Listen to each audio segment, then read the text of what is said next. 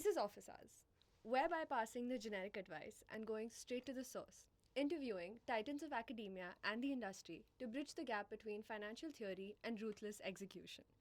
Today, we have with us Professor Nehal Shah, who is a chartered accountant by profession and has been my professor for a course on taxation, where we learned a lot about direct taxation, specifically related to income tax.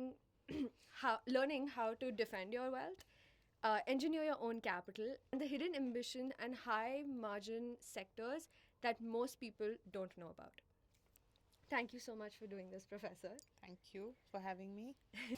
So, Professor, when we talk about the high earners and their gross, right, their gross income on a whole, in your experience in tax litigation, you see the real leaks happening. So, I want to ask you, where do you see these leaks happening, especially for a woman who is building her own business or her own brand? And what is the most common either GST problems that are created accounting wise or income tax blind spots that you can kind of avoid? Okay. Before you reach a level where you have a team of people that are going to do this for you, Yeah. is where the problem happens. Okay. Because after a certain point of time, you have a team of individuals who are going to make sure that you do right things at right time. But before that, something that you can yourself take care of is two things that I will advise to anybody who is starting off a new business or startup or whatever it is. Keep your private expenses, personal expenses, and your business expenses separate. Okay. Maintain separate bank accounts if necessary for everything. Mm-hmm. That is one mistake people do, and that is when they lose money and they do not realize where it went. That is one. And the second part is be very compliant. Okay. India, as a country, is a very tax irritating country, if I may say Okay. that. And it is very necessary that you do the compliances since the inception of your business so that you don't get into trouble later. Okay. If you need somebody to do it for you, hire them. Mm-hmm. You will get professionals who will do it for not very less money, but they will make sure that at least you are not making mistakes. There are two things that you can do. You should focus on scaling your business instead of focusing on how or when to file my returns and when to do my compliances. It is somebody else's job. Let them do it. They will do it correctly for you. And that is where you will avoid major leaks. Now, if you're going to be specific about GST or income tax, the one thing that I've noticed in GST, because even though I have taught you direct taxes, I am a indirect tax expert.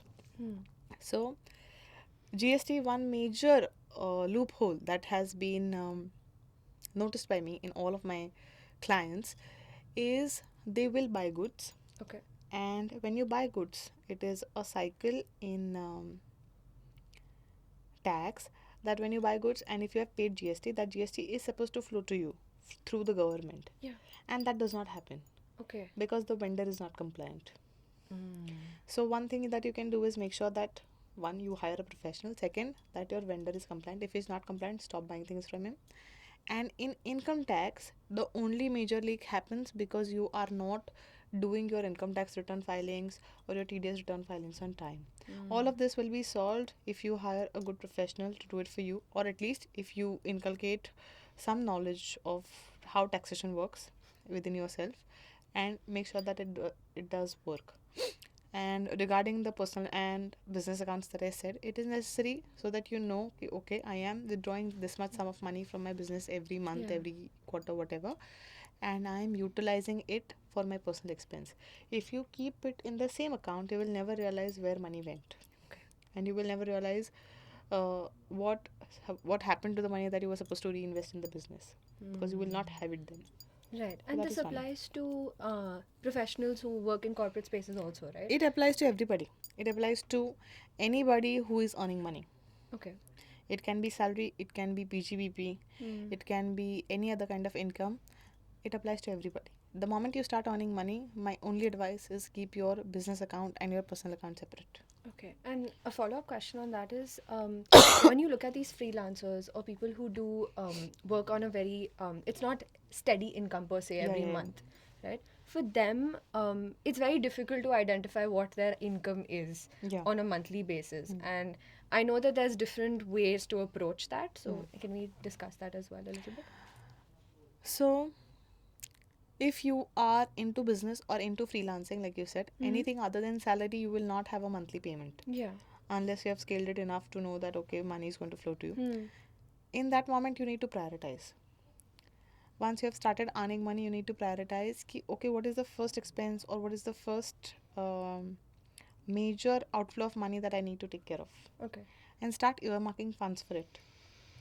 Hmm. Start investing in that direction. For example, I know a few freelancers who suddenly made it very big because their content on social media or the professional services that they provided were picked up very fast, and they had no idea about what to do with the money, and then that money is sitting somewhere in the fixed deposits, or it is sitting somewhere in the stock market, or somebody's told them to buy gold and it is sitting there and it is not doing anything for them. In that case, the thing that you can do is hire a person who can manage your portfolio for you, who you can tell your goals to. Okay, okay, I want to, whatever it is, it can be buying a house, it can be scaling your business, it can be buying a business place, a studio, a office, it can be just investing some money somewhere, because you don't need all of that. But define your goals and work in that direction, because you know that it is not steady money, it may or may not flow to you in future. Whenever it is flowing, you need to make sure that you park the funds in the right place. Make hay while the sun shines. That makes sense. And I think most people also give the advice that you should always invest in something that you understand as a person. Yes, it can be as simple as AFD. If that Yeah. is what you understand, go for it. But make sure that your money is making money. Otherwise, you're losing money because inflation. Yeah. That's why keep money where it is making money. Don't keep it in your savings account. Don't keep it under your bed. Just do something with it. Definitely. So, Professor, you focus a lot on the practical understanding of how you allocate your resources over the theory aspect of it. Yes. Right? If I'm someone who is, and we touched on this earlier, if I'm someone who's building a very, startup business or a self made business, what is that one accounting habit that I should start today so that I don't fall into any sort of disasters in the future? And it helps me scale on a corporate level later as well. Okay. Accounting habit that you can inculcate today. I'm going to build on what I said earlier. First things that you need to do, maintain a different account, personal account, professional account. If you can't do that, maintain an Excel sheet. Excel sheet is as simple as it can get. Yeah. क्या खर्चा कर रहे हो, where the income is coming from, please write it down. Month on month basis, year on year basis, daily basis, if you can do it, very good. And once you have realized, okay, this is the place where most of my money goes, this is the place where most of my money comes from, then it is the next step. Are you making a surplus? Is your income more than your expense? If it is not, then that is something that you need to work on. If it is, then you need to start allocating goals to your money. It can be personal, it can be professional. If like you said, let's say it's a startup, it's a manufacturing startup. Okay, now it's a manufacturing startup, I want to add one more plant to it. So that's one goal. But before adding one more plant, do I need to do something to secure my existing plant? So there are three things that you need to do on personal level as well as your business level. For three things being, mitigate your risks. Make sure that there is a reward. And the third is, make sure that there are savings. How will you mitigate risks? For example, like I gave an example of a manufacturing startup. If you want to safeguard your original plant, take an insurance policy. Once you have mitigated the existing risks around you, hire a professional, hire a tax professional, hire a labor tax professional, hire a legal professional, hire some person who is going to help you in your startup. For example, if you're into a manufacturing business, somebody who is a expert in that area. Mitigate your risks first. Yeah. Once you have done that, now if you still have surplus money, maybe reward the business, start another plant, hire more people who can do the work for you, delegate, increase your team. Even after that, if you still have money, keep it in reserve for future expenses. Yeah. Same is going to be applicable to your personal account as well. Once you know that, okay, now I have surplus after completing my business course, I still have surplus, then you can again first mitigate your own risks. Buy an insurance policy for yourself, buy a mediclaim, Yeah. buy a house if you want to. Then give yourself a reward for working so hard. Do something. That is something that not a lot of Yes. um, tax professionals or professors per se will advise. But I'm of the opinion that to go ahead in life, you need to keep rewarding yourself a little bit at a No, time. I agree. So do something that you like. It can be anything. You can go on a trip, you can buy yourself something nice, something. And after that, keep that money again in reserve for future. Yeah, I think I agree with you. Rewarding yourself helps make you Go better, faster, go go better. faster. Yeah. Yeah, if you keep doing it without a reward, it leads to a burnout that you can't, like, you take actually 3 steps back because of it instead of taking those one or two steps ahead. So I agree. It is very contradictory. A lot of people are of the opinion that, you should keep working when you know that money is flowing. I'm of the opinion, of course, keep working, but take breaks. Yes. Reward yourself. That is neurologically also going to help you because your brain knows that, okay, if I earn money, I'm going to get something out of it. Yeah. Professor, now that Rupee has touched 93, and we saw today's news as well, and crude oil is spiking, the buy and hold strategy for basic index funds or anything for that matter is getting squeezed by inflation, right? So, as a stock market researcher, how do you adjust your investment thinking in a way when the macro environment is so volatile? And based on this, how do you assess which companies to kind of look into if you're looking to invest in stocks, for example? Okay. So, I do not have a experience of what you will call decades in a stock market. Okay. But thankfully, during the time that I have started investing, we have seen two major events happening. Rather, in India, we have seen three major events happening. One was demonetization, then there was COVID, and now we have the world on the brink of World Yeah. War III. I, after having invested and studied the stock market, I know that if India is a growing economy, your buy and hold strategy will work, even though things are going wrong, right, left, and center. Now, that is one. Second, to answer your very specific question of one, rupee exchange rate, and second, crude oil, you need to keep your buy and hold strategy limited to shares that will not be affected by these.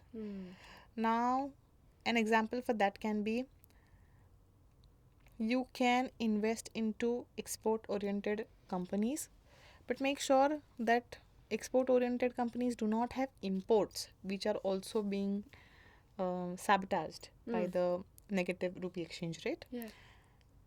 And right now, frankly, do not invest into any companies that are going to be affected by crude oil. Of course, every company is going to be affected by In crude some oil way. prices indirectly, Yeah. but there are a few who are going to take a direct hit.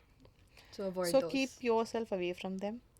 But otherwise, because right now the stock market has fallen since the start of war a lot, you have a lot of large cap stocks which are not affected by these two at a very low price. Now, Okay. this is a good time to start buying stocks, in my opinion, of course. So, in my opinion, buy and hold strategy still works, but you need to be very selective. You can keep some stocks that you already have, but you can decide to exit a few that are being affected by this. Okay. So, buy and hold strategy, but selectively. That makes sense.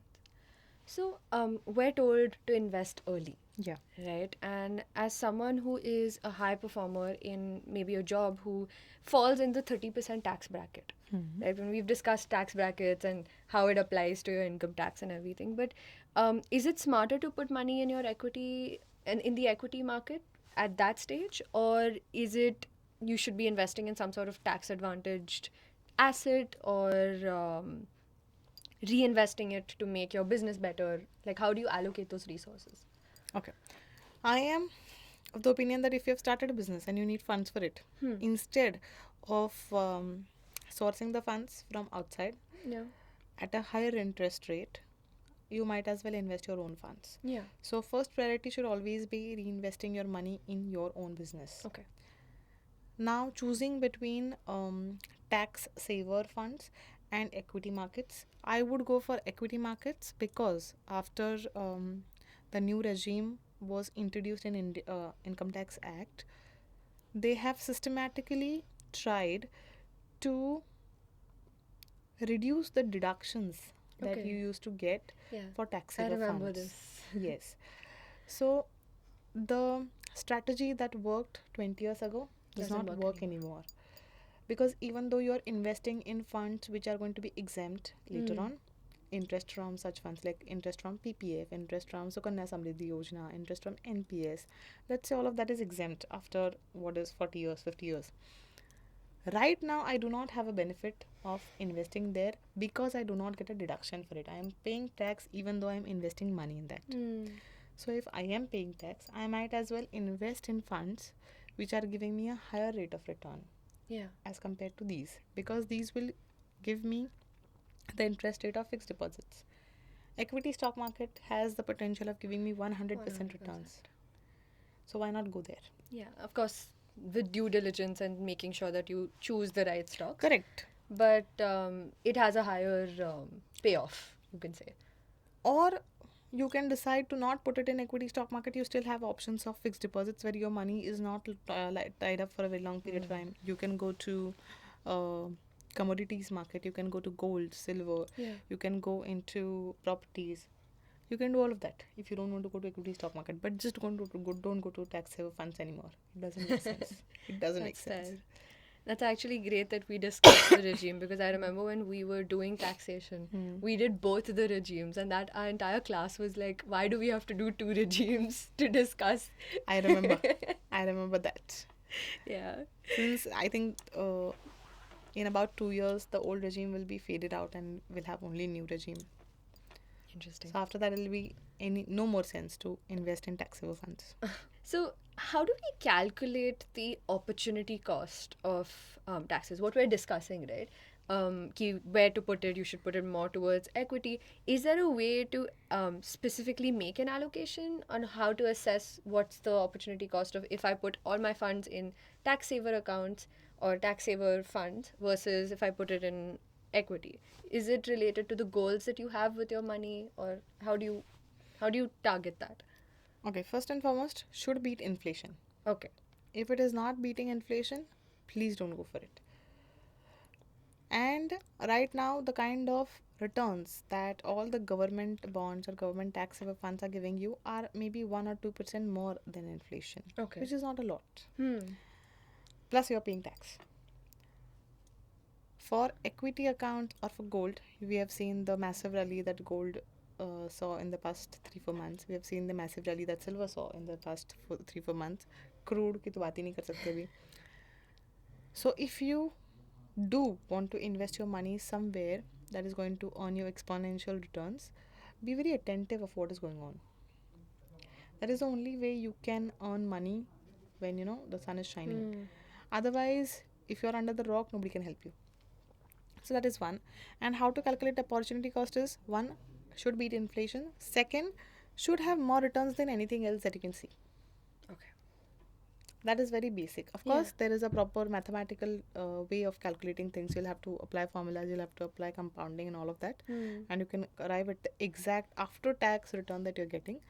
But for a person who is not from a financial background or who does not understand markets really well, this is very simple. Should beat inflation and should give me returns more than inflation. That's it.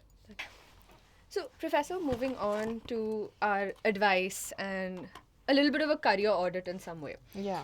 What is that one personality trait that separates people from who burn out in 2 years and from those who become managing directors and make that real wealth? Now, real wealth is subjective. I can say things from my own experience. Okay. People have said this for like the longest period of time. Do what you like. It's true. That is what will lead to a no burnout situation. If you keep doing something that you don't like but is going to earn you money or is giving you contacts, and that is why you're sticking around, you will burn out. Because every day you come home and the one thing that you ask yourself is, what did I do today? And if that what did I do today does not have an answer that satisfies you, you will burn out. Do something that you like. It is not a overrated advice. It's true. I have done it. I was in a big four. Okay. I was working in a big four, and very fast in my tenure in big four, I realized that this is not for me. Okay. It is high stakes, high individuals, very fast turnaround times for unnecessarily nothing, because I'm in finance. Yeah. Nothing could go wrong so fast. It's okay. It's a slow process. You Yeah. don't need to run. And that is something I never understood. That why is something everything on fire at all the time? And that is when I realized, okay, this is not for me. This is not something I want to do. And then I landed up here, and this is something I want to do. Correct. So I don't think I'll burn out. That's good. And talking about real wealth, once you are in a place where you like what you're doing, but you should not be comfortable, of course. Do not get into the comfort zone. Being comfortable and liking what you do are very two different things. Okay. Like what you do, but do not be comfortable. If you get comfortable, you'll never earn money. Don't get comfortable. Try and keep looking for opportunities in the field that you like that will earn you money. Because honestly, there are what, 700 crore people on earth. They are willing to give you money. You just need to offer the services that they're going to like, and you can offer those only when you like what you do. That's very fair. Is it the person with the best technical skills, or is it someone who has the best client psychology and understands how people work? But this question is more relevant because of AI today. You will never be better than AI when it comes to technical knowledge. Yeah. So you need to build on client psychology. You need to be able to present to the service recipient or recipient of whatever you're giving something that they know that they cannot derive from a piece of software. Because it's, in all honesty, litigation, compliance, all of this is going to be redundant in another 10 years. AI is developing at a unfathomable pace, and even right now I know that, okay, I am into litigation, I am into compliance, and I know that the kind of advisory that I give after reading 100 books is the kind of advisory AI can give on a click of buttons. So technical skills matter, they do, but client psychology matters more. You will have to keep learning, you will have to keep updating yourself. But how you present yourself, how you talk to the clients, do you make them feel comfortable, do you offer them what they want, is what matters. That's very fair. And this, I think, applies to many people who want to start their own businesses or want to be Yes. starting their own ventures. Technical skills will get you into the door, into the Yes. space, but clients are not going to stick to you if they don't like you. Correct. Client psychology is what will make them stay. Client psychology is what will make you grow. That's true. So, what, according to you, is a hidden sector of finance that isn't as glamorous as the Big Four or Goldman Sachs, for example, but most people don't know about, and is the path to faster equity or higher margins? The boring job. Okay. Compliance. Try and make compliance happen at a click of a button and scale it. Okay. So there are a few firms right now in Pune who have done this for income tax returns. Okay. They will offer you filing of income tax returns at 500 rupees, which is very low as compared to any professional. But they are doing 500 rupees into 1 lakh returns during the peak period of what we call income tax returns. Yeah. Now this is a very small example, but compliance is boring. Okay. Compliance is repetitive, and compliance is something that once you teach a software to do or once you teach the AI to do, you can scale it. It's a product that you're selling. Yeah. So scale compliance, scale the boring thing. That Okay. is the best way of earning money without having to apply all of your brain. So you can be um on a vacation and you are still making money. That's the dream. That's the dream. So most people in finance are high earners but low net worth. Hmm. And we've seen this in the news also a lot of the times because these people most of the time are inflating their lifestyles, right? Living beyond their means. And so, from whatever you've seen, what is the smartest capital allocation strategy, especially for someone who is just in their 20s, starting off their careers, and have maybe landed jobs that are their first salaries or first, big jobs? Don't fall for the trends. Okay. That is the only strategy that will get you far. Like I said, you need to prioritize what are your goals. The moment you've landed a job, you cannot take cars and houses on EMIs. I have seen people buying phones on EMIs. I think that is the dumbest thing people can do. I mean, why do you want to buy a phone on EMI? Just spare some money, keep it Yeah. aside for 3 months, And buy a then buy phone. it. People are this um, down in loans because they have decided that they want everything that life has to offer immediately. Hmm. I would suggest prioritize, decide whether a thing is necessary for you, and only then go and buy it. If you think it is not necessary, keep that money where it grows. Okay. That is how you will not land into a place where you have more to pay than you're earning. That is the simplest advice that I can give. Don't fall for trends. I have seen a lot of newly um, earning people fall for trends, and within 6 months of their employment, or let's say 1 year of their employment, they are very deep into credit card debts. They are very deep into personal loans, Yeah. which is very unnecessary. Hmm. Don't go for that. That's actually, I think last year sometime, Times of India had mentioned that India has a large number of credit card holders, but each person doesn't have one credit card. Each person has more than one credit card, which means that their credit is actually way higher than what people see Should have on been the, offered. yeah, should have been Yes. offered to them. And they do utilize the credit cards even though it is something that they cannot pay. Again, this is a personal Yeah. experience of mine. I do file a lot of personal returns for a lot of people, Hmm. and I do give advice to a lot of people on how to allocate their money, what to do with their money. And the first thing I tell them is, set up goals. Set Hmm. up goals. Do you want a car? Do you really want a car? Okay, go buy it. But if you really want it, if you're buying it just to, show Show off off. that, okay, I have a car which is worth 50 lakh rupees when your salary is 12 lakh rupees. It is the, I mean, I don't get it. Hmm. You want to buy a car? Okay, great. Do you need it? And please buy it within your budget. So this is a trend which is so common even around me Hmm. that I can think ki on India scale how How big? large the defaulters list is going to be. Yeah. And I think the second order thinking is also something that most people don't think about. Like Hmm. my dad and I, we have discussions about these things, and he's always said that yes, live below your means, but if you are trying to get something that's above, see the second order thinking. See that beyond that. For example, if you're buying a car, do you know how much maintenance it's going to cost? Not just the Yes. car. Think about what's going to happen after you get the car as well. Diesel, petrol, all of those things. Are you being able to manage that lifestyle also? So that's something that I've from a young age been told. But there's many people who don't think of the second order thinking. It's the first thing that, oh, this is one goal, do this, khatam ho gaya. But there's beyond that as well that you need to start thinking about because costs add up at some point.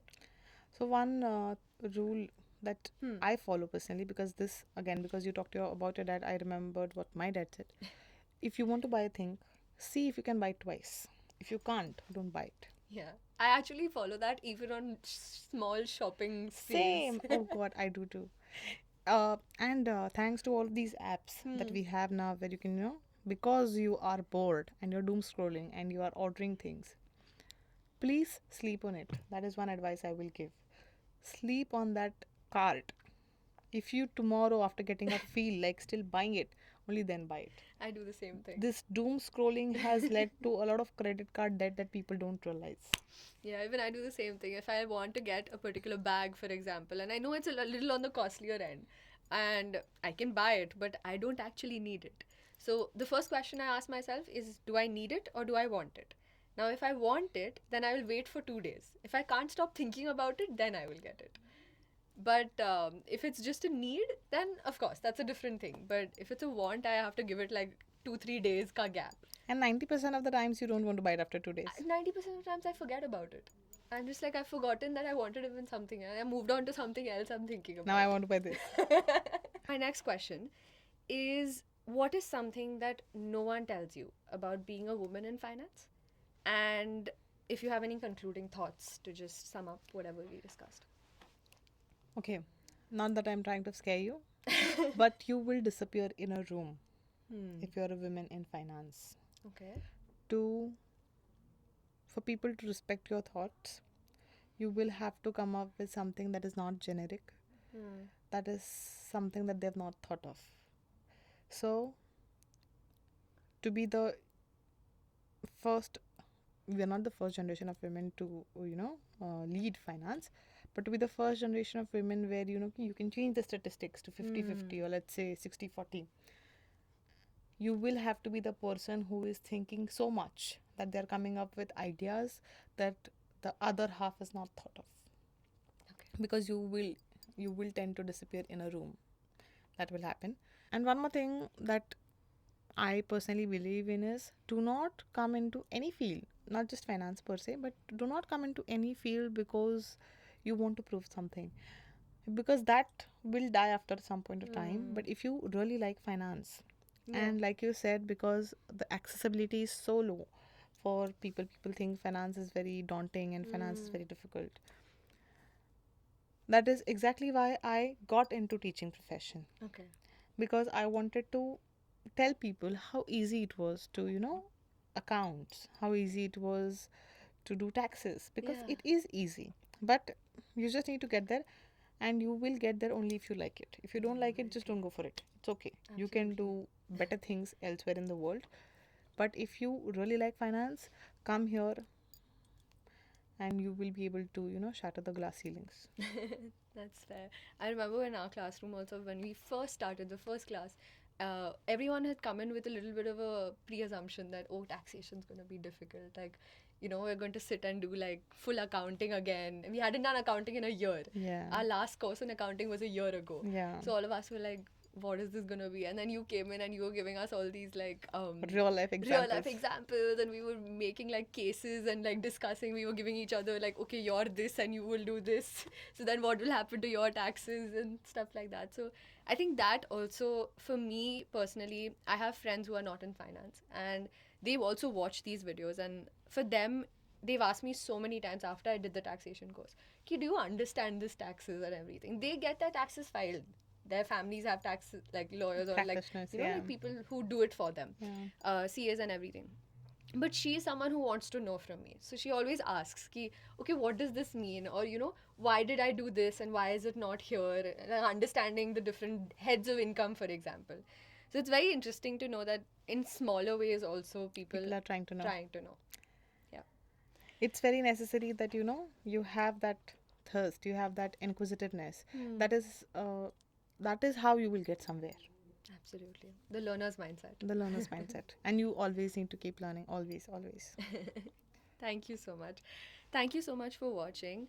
Please drop us your feedback and talk to us in the comments about your takeaways. Like, share, and follow, and we will see you in the next office hour.